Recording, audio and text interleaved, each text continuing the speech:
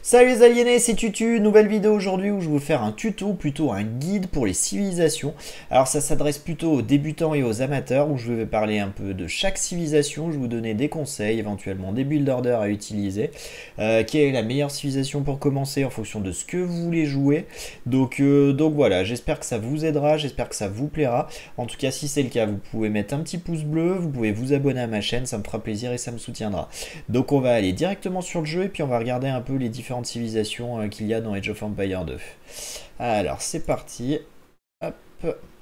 Alors pour commencer les Aztèques, il y a une civilisation que je vous conseille pas spécialement de jouer dès le début parce que c'est un peu compliqué, c'est pas très typique étant donné qu'il n'y a pas de cavalerie, d'autant plus qu'ils ont un bonus sympa où les villageois portent plus 3, donc ça c'est assez pratique, mais du coup ça vous oblige par moment à relever la tête du forum pour pas avoir de soucis de prod.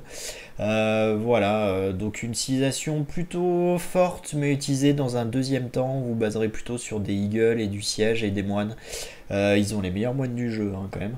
Mais voilà, donc à ne pas utiliser tout de suite, mais quand vous maîtriserez mieux les Aztèques, c'est comme une civilisation plutôt forte, surtout en un contre 1. En team game, c'est un peu plus compliqué. Alors ensuite on passe aux Berbères, une civilisation de cavalerie que j'adore personnellement, que je trouve plutôt forte de par le coût des unités de l'écurie, moins 15%, ça c'est assez énorme. Ça vous permet du coup de pondre du knight ou du chameau. Donc c'est vraiment très très très puissant. Ils ont en plus de ça des bateaux plutôt ok. Donc les Berbères vraiment si vous voulez jouer cavalerie, c'est vraiment, je vous le conseille. C'est pas la civilisation cavalière que je vous conseille en numéro 1. Par contre, vous pouvez la jouer, c'est très très fort. Et l'archer de chamellerie, c'est vraiment, c'est quasi un Mangudai quoi. Donc c'est vraiment très très très bon comme unité de château, hein. Donc voilà, les Berbères, une bonne civilisation. Vous pouvez jouer principalement pour faire de la cavalerie. Mais voilà, c'est pas la civilisation prioritaire si vous commencez. Les Birmans, alors les Birmans, globalement, pour moi, il y a un build surtout qui se démarque avec eux. Bon, je vous conseille déjà pas de les jouer, mais sur Arène, ce qui est marrant de faire, c'est un fast castle, drop castle. D'ailleurs, je vous ferai peut-être une vidéo sur les Birmans où on pose deux châteaux et vous partez avec plusieurs arambailles et vous tombez les remparts très très rapidement parce que l'arambaille est une unité puissante avec un bonus contre les bâtiments, donc vous infligez beaucoup de dégâts. Donc c'est plutôt cool de faire ça, mais c'est un peu le seul build que j'ai en tête avec eux. Donc voilà, à ne pas utiliser en premier lieu si vous débutez, mais sur arène, petit à petit, quand vous maîtriserez un peu plus, arène refuge, c'est plutôt cool comme civilisation. Britannique, alors pour moi c'est la meilleure civilisation archère du jeu, à jouer en team game sur un flanc, en étant flanc, pardon. Vraiment c'est très fort parce que les camps de tir à l'arc fonctionnent 20% plus vite, vous avez plus de portée et en plus vous allez pouvoir l'améliorer au fur et à mesure. Les bergers travaillent 25% plus vite, donc au début vous mettez que 5 villageois sur un mouton et pas 6 et du coup ça vous fait gagner quand même plus ou moins un péon. Les forums à l'âge des châteaux qui coûtent moins 50% de bois, ça c'est monstrueux aussi. Donc voilà, une très très bonne civilisation que les Britanniques. Si vous voulez jouer archer et notamment le rush archer, prenez les Britanniques. Les Britanniques ils se complètent très bien en 4 contre 4 avec un Maya dans l'équipe. Ça permet du coup d'avoir pour le Maya les 20% du bonus d'équipe. Et le Maya lui paye moins cher ses archers. Donc il va se régaler quoi. Il va pouvoir produire vraiment énormément d'archers à bas prix. Donc voilà pour eux les Britanniques que je conseille fortement, vous l'avez compris. Ensuite les Bulgares, très bonne civilisation qui a été buff dernièrement et qui fait d'eux vraiment une très très bonne civ à jouer. Vraiment c'est compliqué quand même si vous débutez, ne les prenez pas, faites autre chose parce que ils ont une bonne cavalerie, ils ont une bonne infanterie, ils ont des crépostes. Vous payez moins cher le siège, enfin les améliorations de siège et de la forge, donc c'est plutôt cool. Vous pouvez faire un scout rush avec, partir sur du knight, faire un rush créposte comme je vous l'avais montré dans une vidéo précédente. Mais bon, ça me semble un peu complexe si vous commencez le jeu, donc évitez-les pour le moment, mais en deuxième temps, c'est clairement jouable bulgare, hein, je vous le conseille. Les Byzantins, une civilisation très peu jouée, principalement efficace sur l'eau. D'ailleurs, on voit civilisation défensive, ça veut dire qu'on sait pas trop ce qu'ils font, les loulous, mais bon. En tout cas, ce qui est bien, c'est que les PV des bâtiments, vous voyez, sont augmentés. Les chameaux tirailleurs piqués halbardiers coûtent moins 25% moins cher. Et ça, mine de rien, c'est un sacré bonus. Donc à prioriser si jamais vous êtes tenté de jouer byzantin. Voilà. Et le coût de progression, moins de 33% vers l'âge impérial, ça c'est plutôt apprécié pour passer assez rapidement impérial. Donc une civilisation que je vous conseillerais principalement sur l'eau parce qu'avec l'attaque des navires d'incendie c'est très fort. Vous faites archer ou tirailleur et piqué et ça va être sympa. Mais voilà. À éviter si vous commencez le jeu, je trouve qu'il y a meilleur que eux. Voilà donc. Mais une civilisation intéressante, d'autant plus que les cataphractes, leur unité de château est plutôt cool. Les Celtes, alors les Celtes, une civilisation, moi que je vous conseille pas du tout, à part pour faire un Wang Rush comme je vous avais montré dans une vidéo précédemment. Donc ça c'est plutôt fort. Un Tower Rush aussi, ça peut se faire avec le bois que vous réceptionnez plus vite, ça peut être pratique.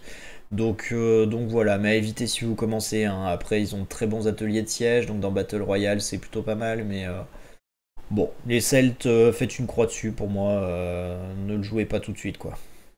Les Chinois, très très bonne civilisation que je vous déconseille de jouer au début parce que le start est particulier. Vous avez donc, comme vous pouvez le lire, 3 villageois en plus, moins 50 de bois et moins de 200 de nourriture.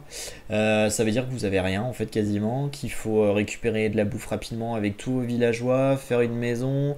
Et après relever la tête à chaque fois et ça c'est très compliqué quand vous commencez à gérer donc je vous le déconseille même si c'est une civilisation très forte avec notamment des technologies qui coûtent moins cher à chaque âge, donc vous voyez moins 10, moins 15, moins 20%, donc ça c'est très très très appréciable quand même de payer aussi peu chaque technologie que vous voulez faire, plus les fermes, plus 45 de nourriture, ça c'est cool, et le Chukonu qui est une des meilleures unités du jeu, paraît-il.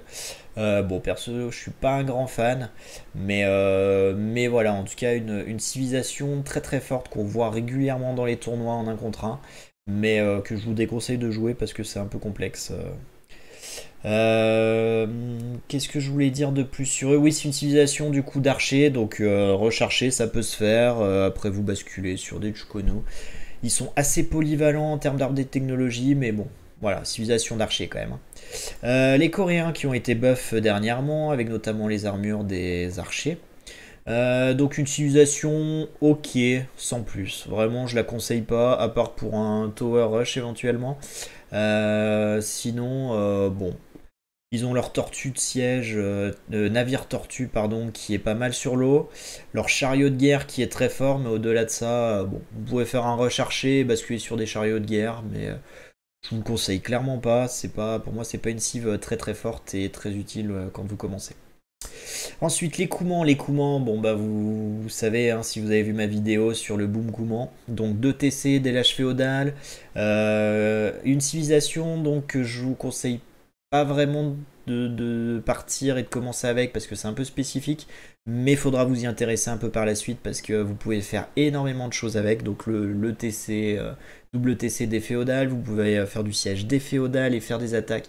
Et ça je le fais et croyez-moi sur en TG ça peut être très très très fun. Et en plus de ça l'équipe chaque sont cool donc vraiment une bonne civ mais au début je vous le conseille pas trop. Bon si vous voulez la jouer c'est de la cavalerie principalement, en plus la cavalerie qui court plus vite à chaque âge donc c'est plutôt fort avec des bons paladins. Et en plus en complément avec des Kipchak, c'est très très très fort. Donc voilà, je vous la conseille, mais dans un deuxième voire un troisième temps. Les Espagnols, alors un seul build qu'on voit partout régulièrement sur arène, c'est le Fast Castle Drop Castle. Vous faites votre château, vous pondez des conquistadors et vous attaquez directement. C'est très très fort les conquistadors, pas très précis. Mais voilà. Après les Espagnols, donc c'est une civilisation de poudre à canon, comme vous voyez, de moines. Mais ils ont quand même les paladins. Donc vous pouvez jouer cavalerie sans souci. Il y a ligne 200 en plus. Donc une civilisation qui est correcte, mais que je vous conseille pas de jouer. Hormis sur arène si vous voulez faire un. Donc il y a Fast Castle, Drop Castle attaquer assez tôt en early avec des conquistadors. Ensuite, Éthiopien, très bonne civilisation d'archers. Comme vous voyez, il tire 18% plus rapidement. Avec chaque passage de l'âge, vous gagnez 100 en or et en nourriture. Donc ça, c'est très agréable. Et surtout, les piquets gratuits. Je trouve que c'est une très bonne civilisation, les Éthiopiens. Alors, leur unité de château est pas terrible, mais pour faire un recherché, c'est quand même plutôt fort. Alors, si vous tombez sur un Britannique, vous aurez moins d'archers, mais étant donné que vous tirez plus rapidement, vous pourrez peut-être compenser le retard que vous avez pris.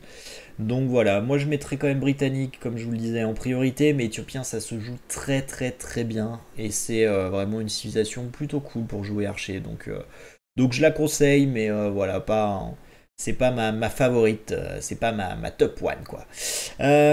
Par contre, en parlant de top one, elle est là la civilisation top one, c'est les francs, civilisation de cavalerie. Si vous voulez jouer cavalier, prenez les francs. Pourquoi? Tout simplement parce que la cavalerie a plus 20% de PV à partir de l'âge féodal, et ça c'est déjà énorme. Ça veut dire pas besoin de ligne de science, de toute façon ça n'existe pas, c'est déjà appliqué plus ou moins par ce bonus là. En plus de ça, tout ce qui est amélioration de ferme, c'est gratuit, donc ça veut dire que vous n'avez pas besoin de faire les améliorations, vous les avez dès que vous passez l'âge, donc ça c'est génial. Ça vous fait des économies, vous n'avez pas besoin d'y penser, et puis de toute façon on priorise l'up du bois en général. Et les cueilleurs travaillent 25% plus vite sur les baies notamment. Ça c'est un petit plus voilà, qui mange pas de pain, qui fait plaisir et qui est pratique. Donc voilà, c'est en termes de cavalerie, ils ont les paladins qui longtemps ont été les meilleurs du jeu. Aujourd'hui c'est plus le cas, mais ça reste quand même des paladins très très très forts avec les 20%. Donc voilà, si vous voulez jouer cavalerie, c'est la civilisation avec laquelle commencer. Donc voilà, moi je vous le recommande, surtout avec les châteaux qui coûtent moins 25% moins cher. Vous pouvez en poser pour 400 et quelques pierres dès l'âge des châteaux, donc ça c'est vraiment cool. Et vous pouvez gérer les, euh, les piquiers ennemis avec des lanceurs de hache, l'unité de château. Donc voilà, vous l'avez compris, les francs, très bonne civilisation que je vous conseille. Au contraire des Go, que je trouve pas terrible, même si leur bonus d'infanterie est top. Euh, Vraiment, c'est pas. Voilà, ça se joue bien quand même sur arène. Quand vous arrivez en impérial, vous pouvez faire beaucoup de dégâts en sortant des Huscarls par les casernes, qui fonctionnent d'ailleurs 20% plus rapidement. Mais bon, sur une Arabie ou des maps ouvertes, sincèrement, l'ego c'est prohibé, hein. C'est à éviter. Vraiment, c'est pas vous rendre service de faire ça. Donc voilà. Après, si vous voulez faire un rush milicien, why not? L'ego c'est ok, ça se fait, mais après vous allez avoir un gros trou d'air jusqu'à l'âge impérial, ça va être compliqué. Donc c'est pour ça qu'on évite l'ego. Les Hongrois, une civilisation que j'apprécie, de cavalerie, mais que je trouve quand même plutôt polyvalente. Ils ont des bonus plutôt sympas, notamment dans la forge, où vous avez du coup forge, fonderie au fourneau, tout gratuit, donc ça c'est cool, ça vous fait des points d'attaque sans les payer. Vous pouvez jouer archer aussi. Voilà, ils sont très polyvalents, mais ils sont bons un peu partout, mais ils sont excellents nulle part. Donc une civilisation qui se joue, mais que je vous conseille pas de prendre. Les 1, petit coup de cœur, les 1, j'ai commencé avec eux, c'était ma première civilisation. Oui, j'avais des soucis pour poser des maisons, du coup je me suis dit que les 1 c'était plutôt parfait. Et pour apprendre c'était plutôt cool. Bon, après il a fallu quand même que je me mette à faire des habitations, mais voilà, en tout cas ce qui est bien avec eux, c'est que vu que vous faites pas d'habitation, et ben vos villageois ils travaillent tout le temps. Vous n'oubliez jamais, du coup vous êtes jamais maisonnette. Et sans côté que du coup bah, ça vous économise du bois, mine de rien, à long terme, hein. Après, bon, on voit leur bonus, archer de cavalerie, moins 10, moins 20%. Les trébuchets, plus 30% de précision. Je trouve que c'est des amélios qui sont pas hyper utiles, mais bon. C'est assez polyvalent, les 1. Vous pouvez jouer cavalerie, donc archer de cavalerie, les deux se font. Voilà, leur Tarkan est plutôt ok, un bonus pour taper les bâtiments. Alors, par contre, leur bonus, athéisme notamment, bon, vraiment sans trop d'intérêt, donc vraiment, bon. Les 1, vous pouvez les jouer, mais je vous les conseille pas. Les Incas, une civilisation, donc vous n'avez pas de cavalerie, c'est comme Aztèque et Maya, donc vous pouvez faire des eagles, comme la vidéo que je vous ai montré, le Rush Eagle Flood, donc ça passe avec eux, même si pour moi leurs Eagles sont un peu plus faibles que les Aztèques et que les Mayas, leur bonus est un peu moins fort, même s'ils ont une meilleure armure, mais voilà, ce qu'on voit beaucoup avec les Incas, c'est un Tower Rush. Donc, parce que les applications de la forge s'appliquent donc aux villageois. Les améliorations pardon, de la forge s'appliquent aux villageois. Et ça, c'est très utile parce que quand vous faites un tower rush, ça veut dire que vos villageois ils sont solides, ils peuvent taper. Et donc, ça marche plutôt bien, surtout que le coût empire des bâtiments est de moins 15%. Donc, voilà. Si vous tombez contre un AK, forcément, ou dans 90% des cas, il va vous faire un tower rush sur le nez, hein. Donc protégez-vous, gardez bien ça en tête. Et après, il va enchaîner sur des Eagles. Leur unité de château est pas mal aussi contre l'infanterie. Mais voilà, je vous conseille pas de le jouer, sauf si vous voulez faire encore une fois un Tower Rush. Les Indiens, très bonne civilisation, qui était quand même un petit peu nerf dernièrement, mais qui est très pratique, qui économiquement est cool parce que les villageois coûtent moins cher. Si vous avez des maps où il y a un peu de pêche à proximité du TC, comme ça peut se faire, bon, on en voit rarement quand même sur le multi, mais sur le ranked. Mais il y a des maps quand même où vous avez votre TC à proximité de pêche. Et du coup, pour le coup, c'est très très très fort. Vous allez avoir du coup une cadence de plus 10 pour les pêcheurs. Donc ça c'est ok quoi, c'est vraiment ok, c'est une civilisation sur ce type de map qui est ouf. Leurs chameaux c'est les meilleurs du jeu, donc c'est très utile pour contrer en team game justement les pockets qui jouent souvent franc, lituanien ou berbère ou les choses comme ça. Donc voilà, vraiment je conseille Indien, c'est vraiment pas mal, mais à prioriser en team game et faire un scout rush avec une touche chameau comme je vous l'avais posté dans ma première vidéo sur Age of Empires 2. Donc je vous invite à aller la regarder. Italien, et ben écoutez, figurez-vous que je vais vous faire une vidéo sur les Italiens, je pense d'ici quelques temps, une semaine ou deux, je sais pas trop, on va voir. Les Italiens qui sont une civilisation d'archers principalement et navale. Très très bonne civilisation sur l'eau du coup, sur des maps un peu hybrides comme ça, ou les îles ou les îles partenaires, pour moi ça fait partie des meilleures civilisations navales. Et voilà, je suis pas un énorme fan de ces maps là, mais par contre quand je les joue, je prends souvent italien ou viking. Ou parfois portugais, mais italien vraiment c'est très très bien parce que le coût à verlage suivant c'est moins 15%, toutes les technologies associées au port moins 50%, les navires de pêche moins 15%, et après tout ce qui est poudre à canon c'est moins 20%. Leurs archers sont clairement ok, leur unité de château s'occupe de la cavalerie à merveille. Donc une civilisation très très forte sur l'eau les Italiens, que je vous conseille, qui est régulièrement buff en plus. Donc voilà, vous pouvez les jouer sur des maps water. Japonais aussi, en parlant de map water, une très très bonne civilisation avec les navires de pêche qui ont 2 fois plus de PV, plus de points d'armure et surtout une productivité améliorée à l'âge sombre de 5% et qui va aller crescendo en fonction des âges. Mais surtout, ce qui est intéressant aussi, c'est les moins 50% pour moulin, camp de bûcheron et mineurs. Parce que ça vous permet d'économiser pas mal de bois et de modifier un peu votre build order pour faire une caserne plus tôt et aller attaquer votre adversaire. D'autant plus que l'attaque de l'infanterie, donc milicien, homme d'armes, c'est 33% plus rapide à partir de l'âge féodal. Typiquement, moi, ce que je faisais avec les Japonais, vous posez votre caserne un peu tôt, vous faites 2, 3, 4 miliciens, vous les envoyez chez l'adversaire. Et dès que vous passez feudal, vous les passez en homme d'armes et là vous allez taper avec quoi. Si vous avez entre 3 et 5 hommes d'armes, vous allez faire beaucoup de dégâts, surtout avec ce 33% plus rapide. Et il n'y aura pas grand chose qui vous arrêtera. Il fera rapidement une rotation, il fera des archers pour vous stopper. Mais si vous attaquez très tôt, vous allez vraiment l'handicaper très rapidement. Donc une civilisation qui marche très bien sur l'eau, mais en terrestre ça se fait très bien aussi. Donc voilà, je vous conseille pas spécialement de la jouer pour commencer, mais en tout cas, clairement, ça reste une bonne civ. Voilà, en un contre un, vous pouvez faire des builds sympas, donc pourquoi pas. Pourquoi pas. Alors à éviter par contre en team game, hein, à part sur une map d'eau. Khmer, une des meilleures civilisations du jeu, qui est régulièrement nerf parce que c'est trop fort. C'est trop fort pourquoi? Toujours pareil, à cause de ces fermiers qui n'ont pas besoin de moulins. Donc ils déposent leur nourriture, en fait, c'est un income comme ça qui arrive dans votre banque de ressources. Donc ça c'est vraiment cool. Les éléphants, c'est les meilleurs du jeu avec une vitesse de combat de plus 10%, donc ça c'est assez énorme. Vous n'avez pas besoin de bâtiments pour passer les âges, donc ça c'est monstrueux. Donc vous pouvez faire un fast castle en 13 minutes et des brouettes. Donc voilà, c'est aussi pour ça qu'ils les nerfent régulièrement, d'autant plus que leur double arbalète est vraiment monstrueuse pour les scorpions. Vous massez 10, 20, 30 scorpions et il n'y a quasiment plus personne qui peut vous toucher, hein. C'est juste énorme. Et ça marche aussi pour leur éléphant à baliste, qui est leur unité unique de château. Si vous les massez, vous êtes quasiment injouable. Il n'y a plus que les onagres de siège qui peuvent un peu vous déranger ou les canons de bombarde. Mais c'est très compliqué. Donc vraiment une très très bonne civilisation que les Khmers à jouer, notamment sur arène. Vous faites un fast castle et vous me sortez beaucoup d'éléphants ou beaucoup de scorpions. et vous allez faire beaucoup de dégâts. À savoir que les éléphants ont plus 3 de combat aussi, donc voilà, vraiment éléphant et scorpion, combo juste merveilleux et quasiment imprenable. Donc voilà. Donc contre ça, vous pouvez défendre, donc, comme je le disais, avec des onacs de siège, c'est un peu votre seul salut. Et les piquer pour les éléphants, mais bon, s'il y a des scorpions derrière, ça va être compliqué pour vous. Donc voilà, très très bonne civilisation Khmer,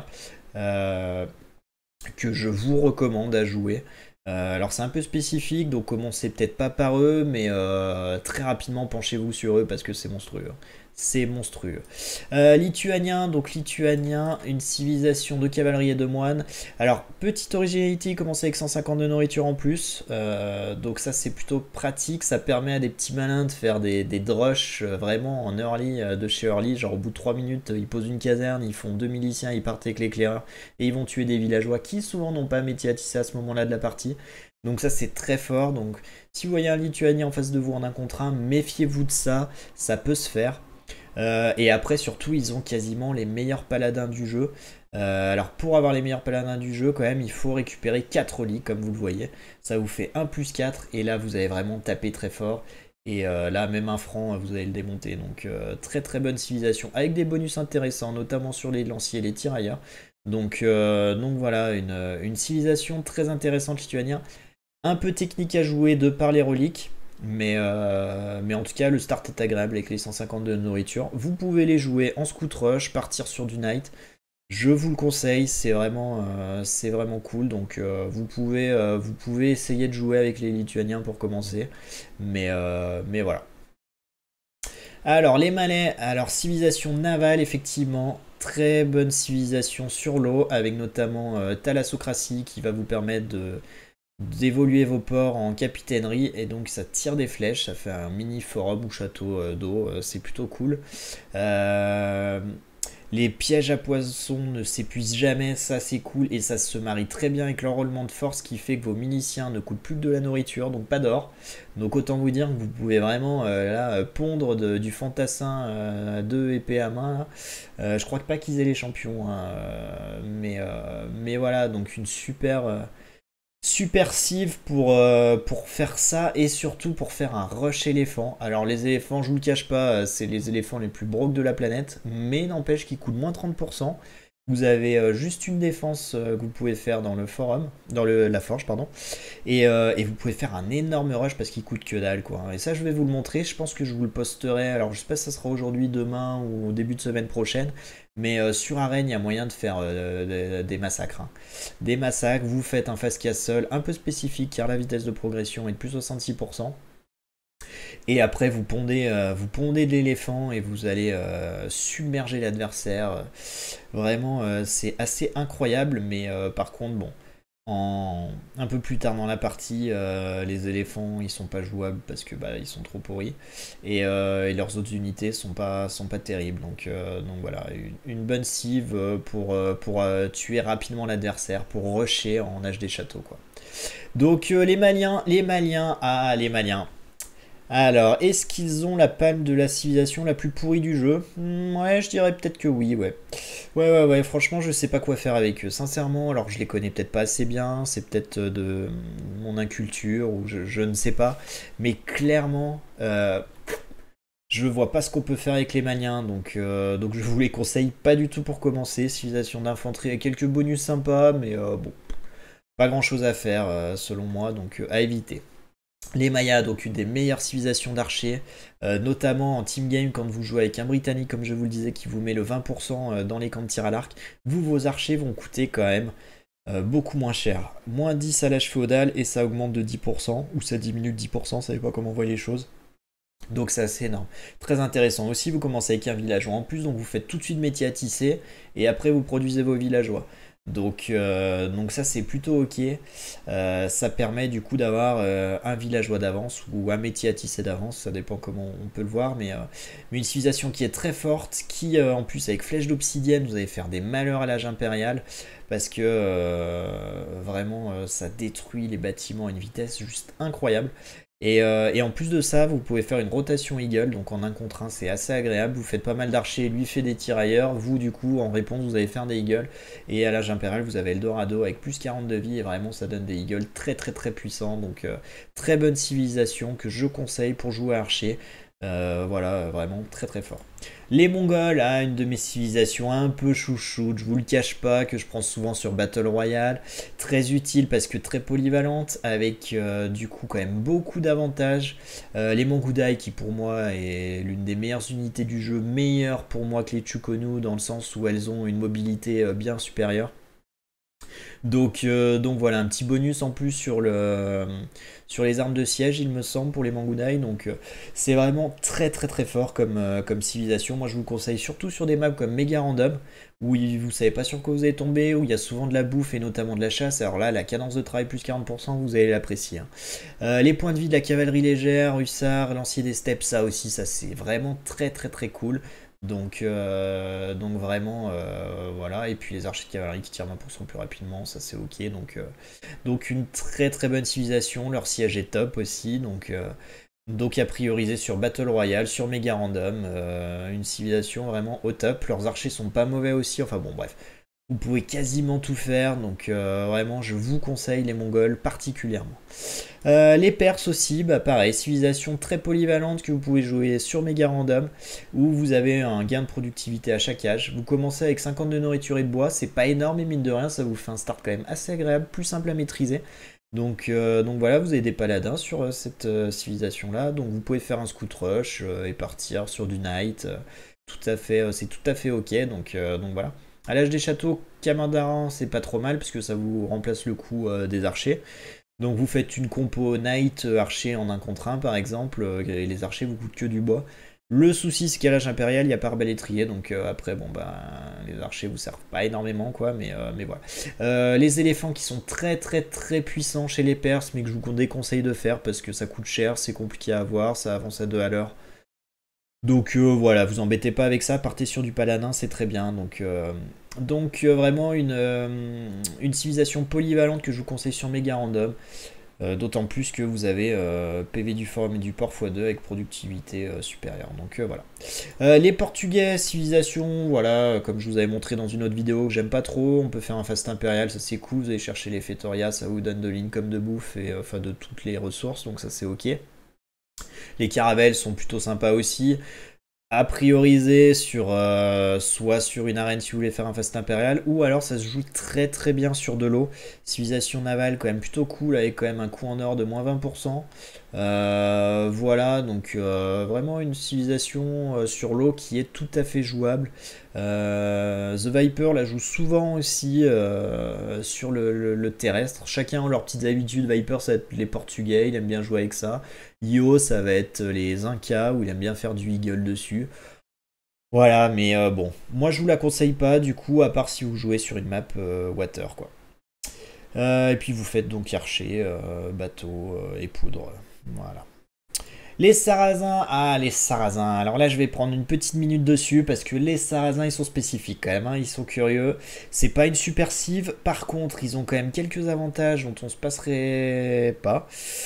Donc c'est en termes de vaisseau, c'est plutôt ok sur l'eau. C'est une civilisation de chameaux, mais ce qui nous intéresse surtout, c'est les archers. Les archers, je vous ferai peut-être un petit rush archer en tuto un jour, parce que avec les sarrasins, en fait, vous pouvez faire un forward, aller passer féodal très vite, aller devant votre adversaire et mettre deux camps de tir à l'arc en forward et sortir des archers.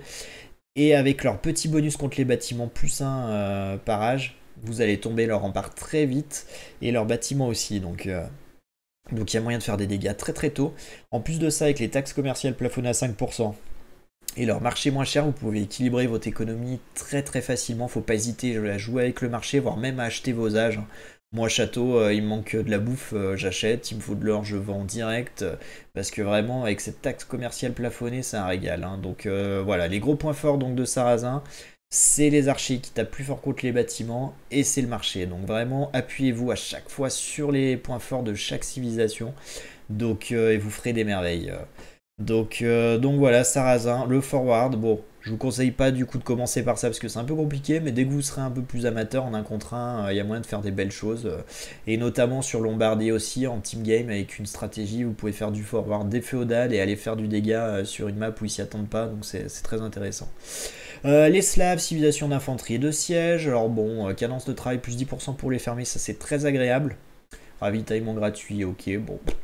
Mais voilà, les boyards sont très forts dans leur unité unique. Très très forte unité. Après, il n'y a pas énormément de choses à faire. Peut-être qu'un jour je vous montrerai comment faire une attaque avec tour de siège où vous allez sur arène poser une tour de siège contre le rempart et envoyer de l'infanterie à travers. Donc vous pouvez attaquer des châteaux avec fantassin à épée longue ou épée une main, je sais plus comment ça s'appelle. Et faire du dégât, mais voilà, guerre plus, hein, c'est un peu original. Mais... Donc je vous le conseille pas du tout. Les Tatars, le meilleur fast castle du jeu actuellement selon moi. Comme j'ai pu essayer de vous le démontrer lors de la dernière vidéo. Donc à prioriser sur des maps fermées où vous voulez faire un fast castle et derrière vous pouvez partir sur différentes unités. Moi je sais que j'aime bien du coup partir sur des archers de cavalerie. Bon, j'aime pas trop les archers de cavalerie, mais là en l'occurrence ils sont plutôt ok. Mais le but c'est de passer quand même rapidement impérial après. Et vous faites des trébuchets plus 2. Vous augmentez l'armure de votre cavalerie légère et vous faites des hussards. Et là vous allez faire énormément de dégâts. Ça va être assez monstrueux. Donc voilà. Une civilisation vraiment qui a très très bien été buff. Avec aussi ce petit chamelier incendiaire. Et pas dégueu. Regardez, il a un look magnifique. Très très beau. Avec du foin sur son dos. Et il va se faire sauter en fait. Et je crois que c'est très fort contre les archers. Je m'en sers jamais, mais c'est plutôt fun. Mais cette civilisation est globalement plutôt fun. Hein. Leur unité que vous voyez là aussi, eux, ils vont pouvoir récolter de l'or en tapant. C'est curieux.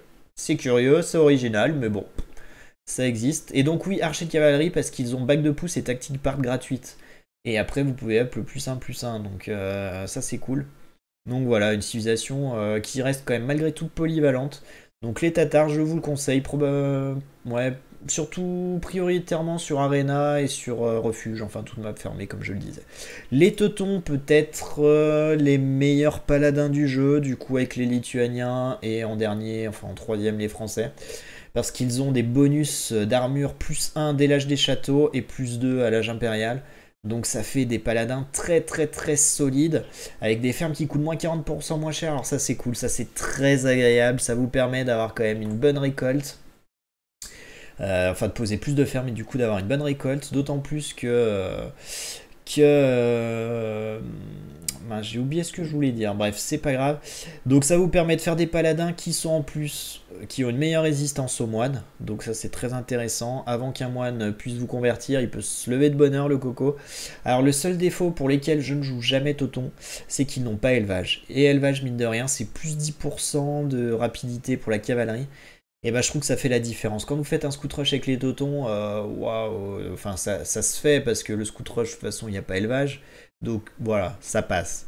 Par contre, dès que vous passez en âge des châteaux avec des knights, waouh, vous avez l'impression que le mec devant vous il a la fibre et que vous êtes à la DSL quoi. Donc c'est un peu galère, vous prenez des shots si vous êtes contre des Mangudai ou contre des unités comme ça, vous les rattrapez absolument jamais, donc vous faites complètement laminer. Donc une civilisation que je ne conseille pas malgré la puissance de leur paladin, mais bon. L'important dans le jeu quand même sur Age of Empires c'est d'avoir une bonne mobilité, eux clairement ils l'ont pas spécialement, donc voilà, c'est dommage. Le jour où il y a élevage par contre promis je me rue dessus, hein, mais là on va attendre encore un petit peu. Hein. Et les Turcs, ah oui alors eux, oui, bah eux ils se sont battus longtemps avec les Maliens pour avoir la palme de la plus pourrie civilisation. Bon, ça c'est mon avis, mais une civilisation qui n'a même pas de piquier, donc autant vous dire que pour gérer un scout rush c'est bon, mais pour gérer des knights c'est mort. Hein. Dès que vous êtes château ou qu'il y a de la cavalerie, vous êtes un peu foutu. Donc bon, pas terrible. Et alors ils ont été un peu buff dernièrement, notamment sur les scouts. Ils ont des très très bons scouts, c'est vrai. Les unités de poudre à canon aussi c'est top, donc le fast impérial sur arène c'est un classique, ça marche très très bien, c'est très puissant. Et d'ailleurs, je crois que le jeu n'a paramétré les civilisations turques par l'IA que à faire des fastes impériales parce que bah, ils ont pas grand chose d'autre, hein, les pauvres. Hein. Mais voilà, donc à éviter les Turcs, sauf si vous voulez vous faire un fast impérial avec de la poudre à canon. Pourquoi pas, mais Ils ont chimie d'office, donc ça c'est cool, mais ça se limite un peu à ça. Ah oui, amélioration de cavalerie légère et hussards gratuite, ça c'est cool, donc voilà.